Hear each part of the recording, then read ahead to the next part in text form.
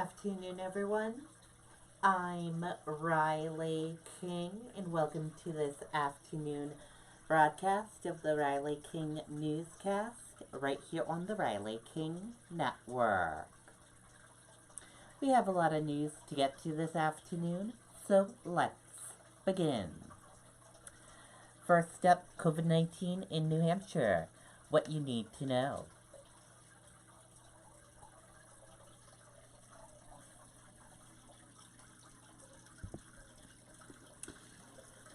108 number of people in New Hampshire who have tested positive for COVID-19. 428,405 number of people worldwide who have tested positive. One number of deaths from COVID-19 in New Hampshire. 13 number of people hospitalized with COVID-19 in New Hampshire. 802 number of deaths from COVID-19 in the United States. 0 in Coas that have it. 21 in Grafton that have it. 7 in Carroll that have it. 7 in Belknap that have it. 5 in Stratford that has it. 4 in Merrimack that have it. 1 in Sullivan that has it. 1 in Cheshire that has it. And 20 in Hillsborough that has it. And 42 in Rockingham that have it. And here's a look at this graph right here. As you can see, new cases each day in New Hampshire. Daily new positive COVID-19 cases is in the purple. In the orange, you'll see new hospitalization. In red is death.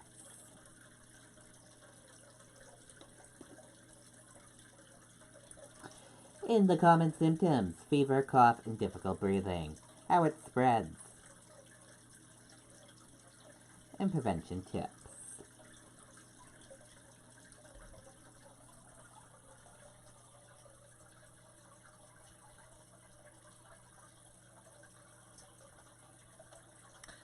Unemployment in New Hampshire. Key information aimed coronavirus crisis. Tens of thousands of Granite Staters have applied for unemployment benefits that were expanded in March as part of the state's efforts to slow the spread of COVID-19. How to apply.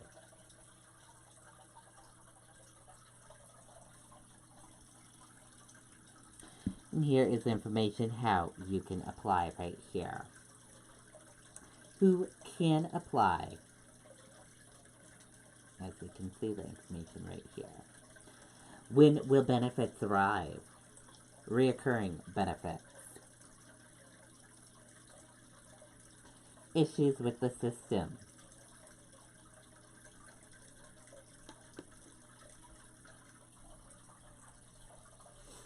And if you want to see that information again, we will share it with you on the Riley King Network Facebook page right after the broadcast.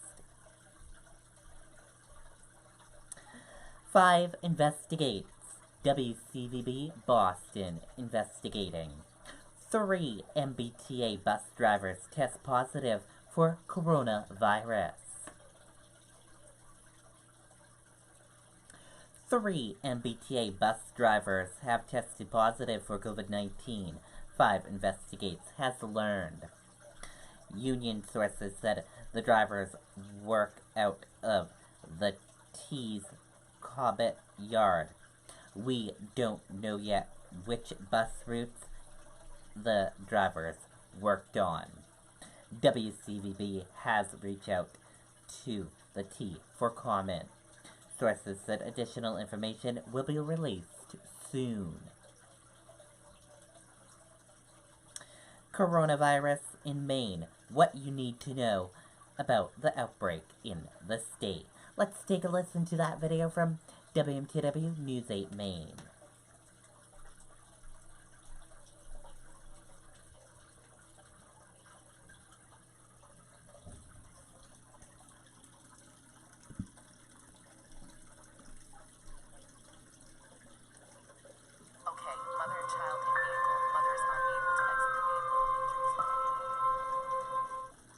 the governor changed the recommendations that she had last week issued to a mandate, one that would ask non-essential businesses, places like shopping malls, gyms, and nail salons to close, but this would still keep open essential businesses, places like pharmacies and grocery stores. She said that this is all in an effort to practice social distancing, to limit the amount of time that people are in confined spaces together. She also issued some guidelines and some things that large stores and other places should implement. We want to give you a look at some of those here, some of those recommendations. For stores with a physical retail space of more than 5,000 square feet, she's asking that they limit customers to no more than 100 at a time, to enhance curbside pickup and delivery services, also staggering hours for shoppers who may be of a certain age or those who could be potentially more impacted. We've seen some folks do that here in Maine, and also closing fitting rooms. Again, this is all in an effort to reduce the spread of COVID-19 and practice social distancing.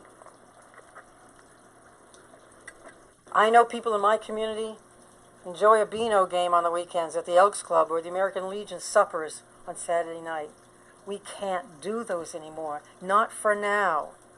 The next 15 days are critical at flattening that curve so that Maine stays ahead of this thing as much as humanly possible.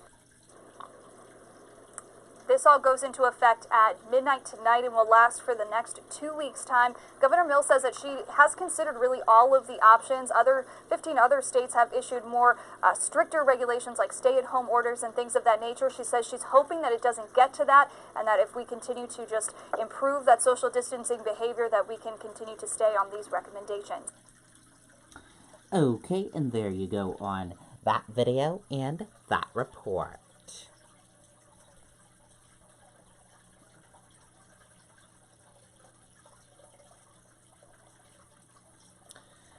We can also tell you Vermont governor issues 3-week stay home, stay safe order aimed coronavirus spread. Stay home, stay safe order issued in Vermont. Vermont Governor Phil Scott on Tuesday issued a stay home, stay safe order, which will force the suspension of in-person operations for all non-essential businesses as part of an effort to limit the spread of COVID-19. The order directs Vermonters to stay home, leaving only for essential reasons critical to health and safety.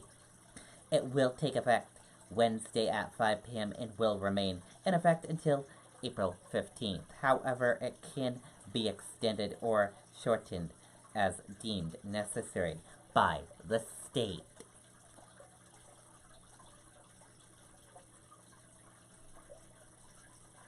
Scott drew a distance between his order and a shelter-in-place order during an appearance Monday. Nothing the phrase often has much different interpretations for emergency officials.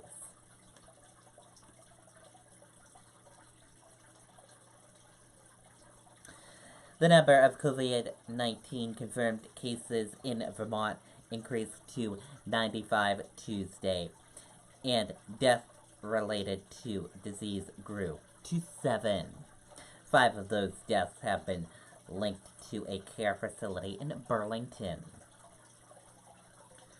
Concerns over coronavirus have prompted large action in Vermont. The governor declared state of emergency earlier this month, followed by a suspension of public school courses and the state's legislation session.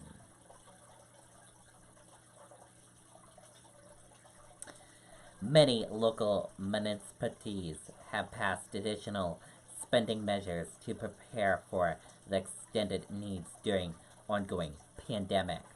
Monday, Burlington City Council held its first ever digital meeting to approve spending up to $1 million to help its residents access necessary resources. Vermont is the 17th to declare some form of stay-at-home order in effort to curb the growing number of coronavirus cases, including neighboring New York, which has reported more than 25,000 positive cases. And in New Hampshire, it has 108 and 1 death and 0 deaths in northern New York.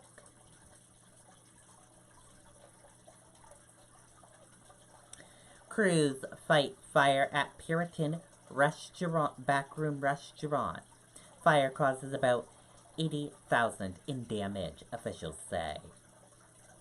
Let's take a listen to that video from WMUR News 9.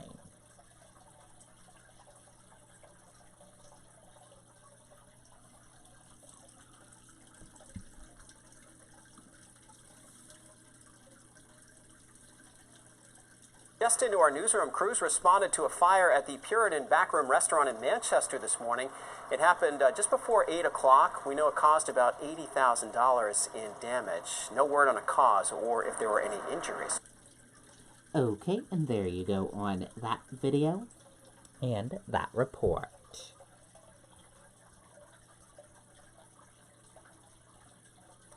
Dow rises, tries to build on historic 11% surge from a day before. The Dow Jones Industrial Average rose on Wednesday following a historic rally in previous session in anticipation of a coronavirus settlement deal by Congress. The White House and Senate reached an agreement overnight. Trump hopes to jumpstart U.S. economy by Easter as virus spreads. Let's take a listen to that video from ABC News and Good Morning America.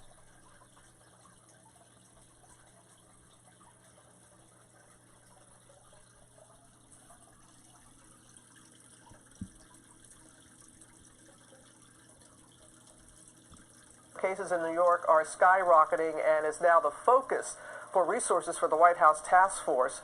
And Tom Yamas is in Times Square this morning. Good morning, Tom. I know it's become a real hotbed there, right there in our city. Good morning. Robin, good morning. New York City is now considered a high-risk area, and you can tell just by looking here at Times Square, so few people here in the crossroads of the world. This as there are new guidelines in place. Anybody who is in New York City being told if you left, you have to self-isolate for at least 14 days. This morning, a new timeline for America. The president hoping to ease some of the coronavirus restrictions and jumpstart the economy by April 12th, Easter Sunday, less than 3 weeks away. What a great timeline this would be. Easter as our timeline, what a great timeline. But the deadly virus is still spreading, and the nation's top expert, Dr. Anthony Fauci, offering a different view. That's really very flexible. We just had a conversation with the president in the Oval Office talking about, you can look at a date, but you got to be very flexible. And on a literally day-by-day and week-by-week basis, you need to evaluate the feasibility of what you're trying to do. Health officials also alarmed at the infection rate in New York City, the epicenter of the pandemic in the U.S. 60% of the country's new cases come from right here. And now, new guidelines for anyone who recently got out. Everybody who was in New York should be self-quarantining for the next 14 days to ensure that the virus doesn't spread to others, no matter where they have gone, whether it's Florida, North Carolina, or out to far reaches of Long Island. Governor Andrew Cuomo says he looks at stats every night and now believes the virus's peak in New York will be faster and higher than expected, saying hospitals without reinforcements may run out of critical supplies in 2 weeks. FEMA says we're sending 400 ventilators. Really? What am I going to do with 400 ventilators when I need 30,000? The White House pushing back, saying 4,000 ventilators are being delivered. I asked Governor Cuomo about the president's new timeline. To President Trump, what would your message be about balancing the economy versus making sure this no longer spreads? We have to be smarter about it. You can't sacrifice human life to get the stock market up. And in Louisiana, which has one of the fastest infection rates in the world and the death toll is rising, the state's governor, Bell Edwards, is pleading with the federal government for more help, saying he's running out of time. The trajectory that we're on is very problematic. The growth rate that we're seeing exceeds the capacity to deliver health care. And this morning, we're also hearing about some of the lives lost. 34-year-old cancer survivor Jeff Gazarian of California tested positive for the virus after seeking treatment for pneumonia, spending 5 days on a ventilator before losing his battle. He just had a lot of love and humor and could approach and talk to anybody. And to give you a sense of how many doctors and volunteers are needed, overnight, NYU's medical school announcing any student who has accomplished and reached all their credits can graduate early so those doctors can get out of the medical school and get back to the front lines here in New York City, helping all those hospitals that right now, Robin, are in so need. That's really telling, Tom. Thank you. Well, hey there. Okay, and there you go on that video and that report. And that does it for this afternoon edition of the Riley King Newscast right here on the Riley King Network. I hope you all enjoyed watching this afternoon broadcast. Have a great rest of your afternoon. I'll see you back here later on today for another newscast. They'll have a news report coming up in a little bit. Goodbye, everyone.